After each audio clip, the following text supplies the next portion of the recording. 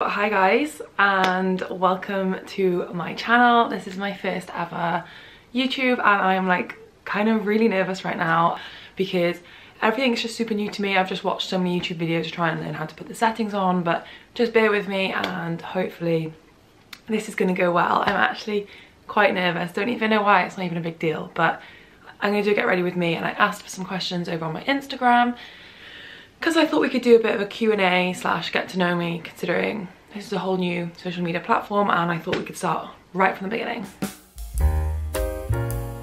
Okay, so I don't even really know where to start, but I guess my name is Katie, I'm 24 and I'm currently living in London, but I've only been living here since September last year because before that I was in uni. Actually, no, I think I should go from the other way around. I grew up in a small town called Abergavenny, which is in Wales, kind of on the border between Wales and England. My mum and dad are both from there, so that's where I grew up and I went to school there. When I was younger, I was like super sporty. I was one of those kids that did like something different every day after school, like swimming, horse riding, ballet, ballroom dancing, like running. What else? Netball. I ended up being quite good at swimming. You know, like some people are like, I would have made the Olympics and if it wasn't for my knee injury. Okay, I'm not like that. Let's say I was like 11 and I was also super horsey. I was a horse girl, like, but I never did that whole like running around the corridors with a ponytail pretending to be a horse. I was a cool horse girl. If there's such a thing, I don't know. I don't even know why horse girls get such bad rap. I think some horse girls can be like relentless. I'm not one of those. I was a swimmer and that was my full personality while I was in school. Well, then for a couple of years I actually used to like help a friend who would buy horses that weren't broken in. We'd break them in together, take them to shows and stuff and then sell them on. So that was kind of like an era for a year or two, but I had to eventually stop doing that because it was like too risky with my swimming, because obviously I was like riding these horses that were not broken in and they would literally throw you off. By the time I was like 15, I was like swimming pretty like crazily, you know. It was like 2 hours before school, 2 hours after school, gymming. Like I used to be one of those kids that go in late to school because I had training. I was getting up at 5. Like my mum was actually nuts, like doing that for me, like bless her. I really enjoyed it, but I did develop a raging eating disorder, so I don't think it was because of the swimming, like it definitely, but the swimming was definitely a factor. It was like one kind of fueled the other. Pressure of elite sport and all that was just a lot. Yeah, when I was 16, I ended up moving out of my family home to Swansea. They have like the Welsh performance like swim centre, because I was like quite good. They had like this funding program where they took like swimmers and then we all trained there at this like program together. I go to school and do my A-levels. For A-levels I did biology, chemistry and psychology. I really wish I did art instead of psychology because I hated psychology. I don't know why I took it. Like I thought it was gonna be easy, but it was really hard. It was like harder than chemistry in like a different way because there was like so much content. I was like still kind of struggling with my eating disorder at this time, so it was kind of crazy to think that like I was gonna be okay to like move out of my family home with my support system, move into a house of loads of girls I didn't know, and then into even more high pressured environment where, you know, we were weighed every week. Like I don't even want to get it, I'm not even gonna get into it because like whatever, but I did have so much fun there. Like I met some amazing people. So for my first year of A-levels, I was swimming like all the time, and you know, it's like a big adjustment and things were like kind of quite tough. And then it came to second year of A-levels and I really always wanted to be a doctor because my dad's doctor. I think growing up watching him do it, I was like, this is so sick. Like always really been into science in school, and it was something I really wanted to do. So then I came to the whole, I don't think I'm going to be able to do enough revision while I'm swimming as much as I am. Plus I really wasn't enjoying the swimming. I'd kind of gone off the boil really, like I wasn't PBing anymore. I don't know, it just really wasn't working out for me. So it was like the February of my last year of A-levels I decided to finish swimming, which was like crazy. It was like been my personality for so long. I was like Katie the swimmer all the way through school, and then I just stopped swimming, and then I was like, what is my personality now. I did my A-levels. I didn't apply for uni at all while I was doing my A-levels because of the swimming thing, and like I wasn't really sure what I wanted to do, so I literally did not apply while I was in school. Finished my A-levels, had 2 A's and a B. The B was in psychology, so I couldn't apply for medicine because for medicine you need 3 A's, so I was literally gutted about that. And like looking back, I'm like, that is so dramatic. Like I was literally like crying my eyes out, having a panic attack the day of A-level results, and I had 2 A's and a B. Like, why was I being so crazy about that? Like 2 A's and a B is so good, and I worked really hard, and I should have been like proud of that. But at the time it felt like the world was ending. So I moved home from Swansea after my A-levels finished, and I was on my gap year, and that's when I applied to Exeter Uni to study medical sciences. I originally applied to Manchester. Well, I applied to like loads of places. I applied to Manchester, Liverpool, I think, King's, Exeter. Anyway, all kind of like similar but different degrees. I applied to like genetics, B-med science, medical science, and I always wanted to do genetics, but then I ended up doing medical science at Exeter. I'm so glad I did that because I actually hated the genetics module on my course, so that figured out in the end. I worked in an estate agent while I moved home, and I actually really enjoyed that. I was like, oh my god, maybe I don't need to go to uni. I could literally do this as a job instead. And that was just kind of like a kind of crazy time for me. I had a lot going on. You may have seen me talk about it on my TikTok, but a really close friend of mine passed away. She was at Oxford studying medicine, and she fell asleep one night and then didn't wake back up because she had at the time no one knew, but she had an undiagnosed like cardiac condition, and that really kind of knocked me for 6. Obviously, like I never really felt grief like that before. It kind of put me on this path of being like, we could literally all die tomorrow. Like, why am I stressed about going to uni? Why am I rushing things? So it really put a lot in perspective for me. That I'd worked enough and saved enough money, I went and did a bit of traveling. I went to Central America, to Belize, and I did my dive qualifications, and I always wanted to learn how to dive, but I actually used to be terrified of the sea growing up, and I think that was because of like, I didn't like not knowing what was underneath me. Like, you know, when you're in a swimming pool and like you know exactly what's going on, you can see the lines at the bottom of the pool, like yeah, this is safe. But out in the sea, and I was like one time we were on a family holiday in Egypt, and my mum and dad bring this up all the time. I literally almost drowned my mum, and my mum is literally tiny. And I was like a good swimmer at the time, and we were on like this snorkeling trip, and I literally almost drowned her because I was like hanging on to her so much because I was like petrified of all the like the fish and stuff, which is literally ridiculous. But yeah, once I got over my fear of the sea, I was like, okay, now I really want to do my dive qualifications. I loved it over there. I was like a full island girl, like didn't wear any shoes, didn't wear any clothes for like the whole time I was there. Literally just lived in a bikini every single day. I can see that literally looks ridiculous on here. It looks fine here, so I'm really sorry if this looks literally crazy. Yeah, I went to Exeter Uni and studied medical science. It was all going well until January of first year when I fell over in a club and broke my leg. Literally slipped on a dance floor and broke my fibula and my tibia and dislocated my ankle, and I was in hospital for like 2 weeks because they had to like pin and plate both bones. But before they could do that, they had to put me in an external fixator, which is basically like when the metalwork is around your leg, because the swelling was so much that if they cut into my leg to put the plates in, they wouldn't have been able to close the skin back over the swelling, which is literally revolting. Hospital for like on and off for like 2 weeks, and then I had to go home back to Abergavenny to basically recover because obviously I couldn't do anything by myself, so there's no way I was going to be able to live in halls. And after that was literally the March was when COVID started, so I went back to uni for like a week or 2, and we were put into lockdown and had to go back home. That was kind of a weird year, the beginning of the year, because I had literally been sat at home with my leg in a cast, and then just when I was like, yeah, let's go back out, no, COVID. But, big but, because if it wasn't for COVID, I literally do not think I would be doing this as my job now. So definitely silver linings everywhere. During COVID, I was super bored, and I was like, do you know what? I've always been one of those girls who really liked posting on Instagram, really liked having like a nice aesthetic feed, and I had been doing like a little bit of like gifted stuff because I used to be a proper rave girl. Like I had a full-on rave era in that I was going to like festivals and events all the time, and like kind of through that I'd started getting like gifted clothes from like small businesses who were like making like handmade sets for like raves and stuff. So I'd kind of done a bit of that in like the summer before I went to uni. I think I was at like 3k when I went to uni because of like I'd been going to like a lot of festivals, and I'd been posting like outfits and stuff, and they were literally crazy. Like when I look back at some of them, I'm like, oh my god, but at the same time, like it's hilarious. Like wearing assless chaps around Ibiza.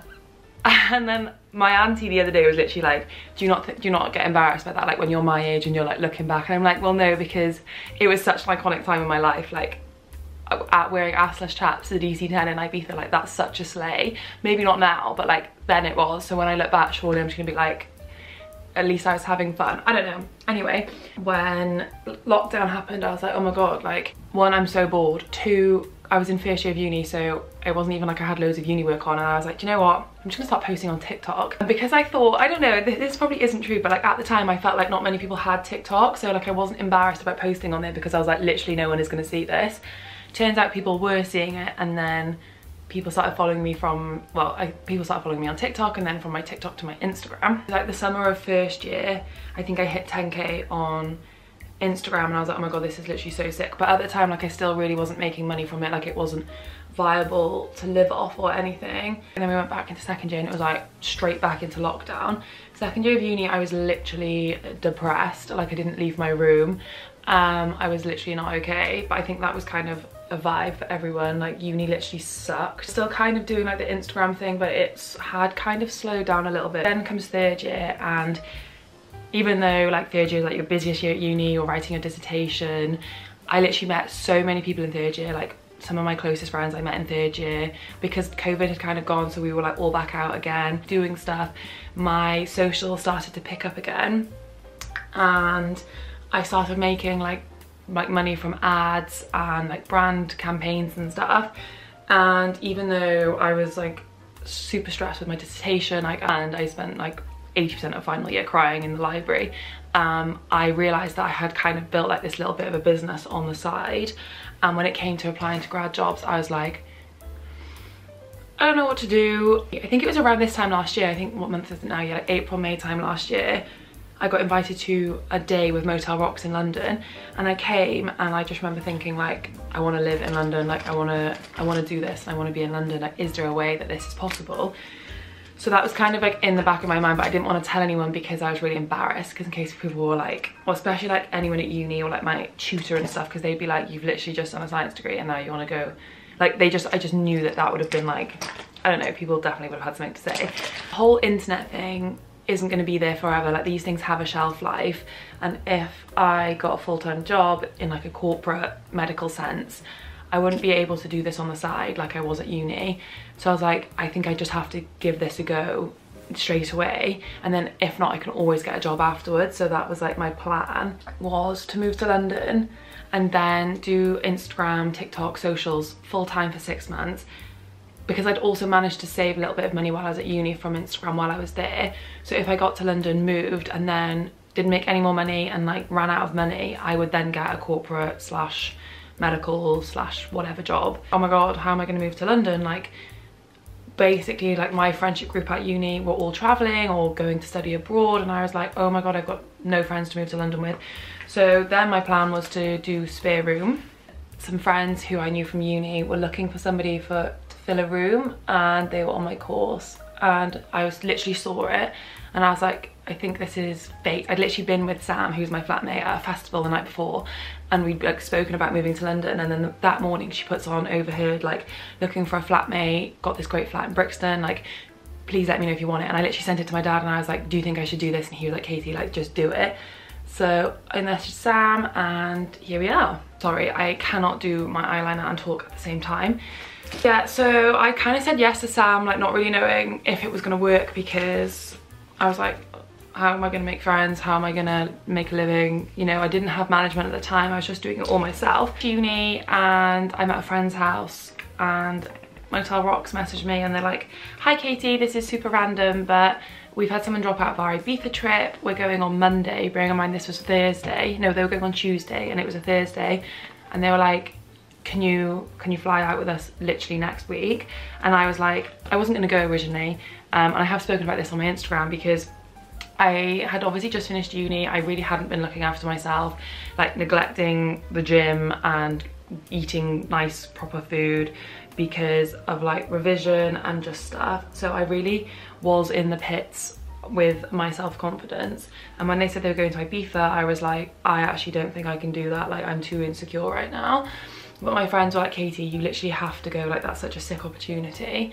So I went, and then that's where I met Evie, Liv, Chloe. It literally was the sickest trip of my life. Like, I'm so glad I didn't let my insecurities win. Like, times I think back to that and I'm like, if I had just not gone, I don't think I'd still be in London. Like, I probably would have moved home or would have got like a different job, because those girls are literally like my closest friends. The Ibiza trip was literally so sick. And I literally had such a busy summer. Instagram was kind of popping off, like deals were coming in, and I was like, wait, this is really sick. To London in September, I got signed to a management agency who kind of obviously look after all the admin and stuff side of things. And I literally love it here so much. Like, it couldn't have gone better. Like, literally before, I'm always like, oh my god, it was such a risk, but I literally just did it. And don't get me wrong, like the first month of living in London I was so lonely, because both of my flatmates have got like 9 to 5 like jobs where they were going into the office, and I am like a stay-at-home girly shooting content.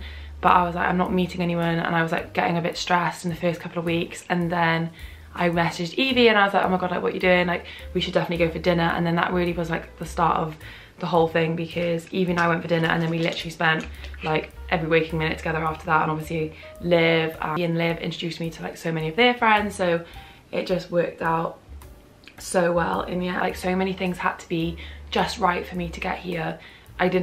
I never had this big plan to move to London to be a content creator. It kind of just like happened. That is literally my life story. I feel like I've literally just recounted my entire life. Obviously I've probably missed some bits out, but that's like the gist of it. Yeah, I've literally just remembered that I left out that whole point where I had a boob job. Literally so silly, because that is literally the thing that's going on in my life right now, because I'm getting my implants taken out. So I don't know why I didn't include that in my life story. So I had my boobs done the summer before I went to uni.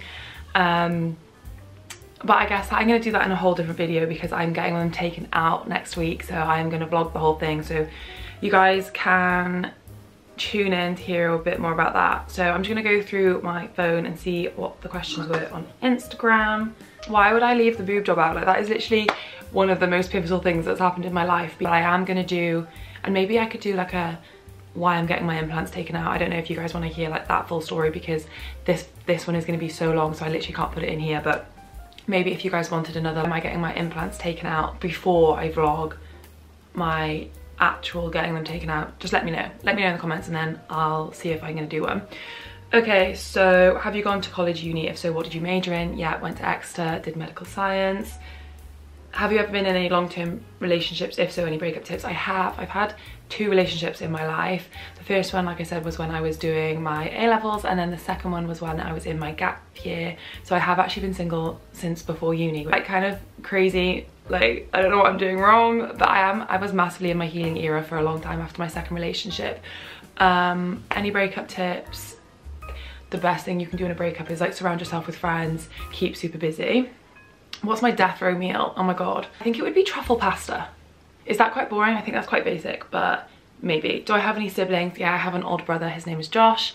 He's 28, I think. Sorry, bro. What's my type? Oh my god. My type is like tall, dark, handsome. I think everyone says that, don't they? Like, I don't know if I have a type. Maybe I do. I'm not really sure if I have a type. Like mustache, photographer, little fine line tattoos, but then also like corporate king, finance bro. What part of London do you live in, and do you like it? So I live in Brixton, and I literally love it. I've had this bank holiday weekend, and we've just had like the sickest weekend ever. I think Brixton comes with like a bit of a like, oh, Brixton, but like it's literally not like that. It's so much fun. How did I get into influencing? I've literally just done that, kind of. Where did you grow up? Abergavenny, like I said earlier. Do you use and apply self-tan? Yes, I'm currently using the Isle of Paradise 30-minute express one. It's literally unreal. Do you ever hate your outfits, or are you always happy with them? Like, that's a good one, because sometimes I hate my outfits. Like, I literally hate them, and like I'll leave the house and I'll be like, why am I wearing this? And then I'll start getting sensory overload, and I'll be so uncomfortable, and like my clothes will be like touching my body in the wrong way. Why did you decide to start YouTube? basically, obviously, like Evie and Liv are like my best friends, and they both do YouTube, and I think like watching them more into like YouTube, I've been like, wait, that's actually really cool, because as a kid I wasn't actually allowed YouTube because my parents didn't like the fact that you could just like basically find anything on there. So I wasn't a YouTube kid, like I literally didn't watch any YouTube growing up. I like the longer format, and I think I am quite a chatty person, so to be able to like just sit here and like literally chat to you guys is literally my dream. Do I do socials full time? How do I manage it? So yeah, I do socials full time. Like I said earlier, I graduated uni and have basically been doing it full time since. Am I Welsh? Yes, I am Welsh, which people are always shocked by because I think I don't have a super strong accent, but if you come on a night out with me, by the end of the night, I have literally got the thickest Welsh accent because I'm getting more and more drunk. Do I have any dream jobs? Well, this is kind of my dream job, what I've got right now, and I'm literally so grateful. And sometimes I have like moments where I'm like, this cannot be real, like I cannot get over the fact that this is my life, like it's actually nuts. Like, and like I said earlier, like so many things aligned for me to be able to do this, so it's like, I don't know, literally this is my dream job. But another dream job would be to teach diving. Like I want to get my dive masters. I'd love to spend like 6 months being an island girl and yeah, teach people how to dive, but I don't know how that would tie into what I do now, so I don't know. And I also have this thing where like there's so many lives I want to live, like I don't know if this is like a universal feeling, but I'm like, I want to be a city girl, I want to be an island girl, I want to be like live in the country, live off my vegetables in the garden girl. Like, there's so many different things I want to do, but like obviously you cannot do them all, and I just find that quite stressful a lot of the time because I'm like, oh my god, like what if I'm not meant to be the London content girl? What if I'm meant to be, I don't know, the New York City girl? And I'm like, like there's just so much to think about. But I think maybe everyone in their early mid-20s feels like that. I'm not. So that's like most of the questions. But my makeup is done. I hope you guys enjoyed this video, but I am nervous because now I have to go and edit it, and I have no idea how to edit YouTube videos. So if you're watching this, like I hope it's not a complete mess. And I think my next video is going to be all about my boob job / taking my implants out, so make sure you subscribe to my channel to keep up to date with that, and I will see you guys very soon.